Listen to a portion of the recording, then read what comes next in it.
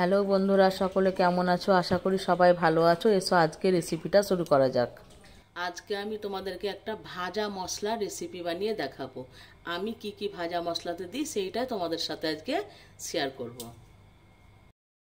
এখানে আমি মোহরি নিয়েছি, গোটা ধনে নিয়েছি, গোটা জিরে, গোটা এলাচ, গোলমরিচ আর জয়িত্রী নিয়েছি, দারচিনি, দুটো তেজপাতা আর শুকনো লঙ্কা নিয়েছি।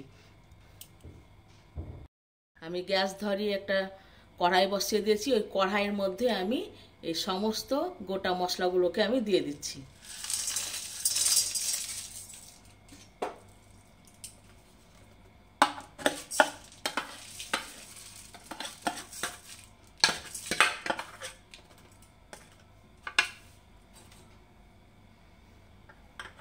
সমস্ত মশলাগুলোকে আমি এবার ভেজে নেব, দিয়ে মিক্সিতে আমি গুঁড়ো করে রেখে দেব।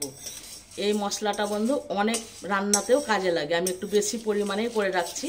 তোমরা যদি মনে করো কম করে রাখবে তাতেও হবে, অসুবিধা নাই।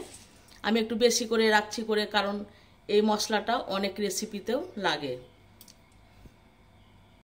সব মশলাগুলো আমার ভাজা হয়ে গেছে। এবার আমি এগুলোকে ঠান্ডা করে নিয়ে মিক্সিতে গুঁড়ো করে রেখে দেব।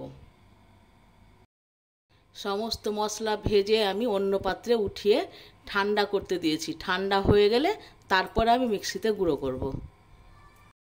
এই দেখো, আমি মশলাটাকে মিক্সিতে গুঁড়ো করে নিয়েছি। এবার আমি কৌটোর মধ্যে ভরে রেখে দেবো।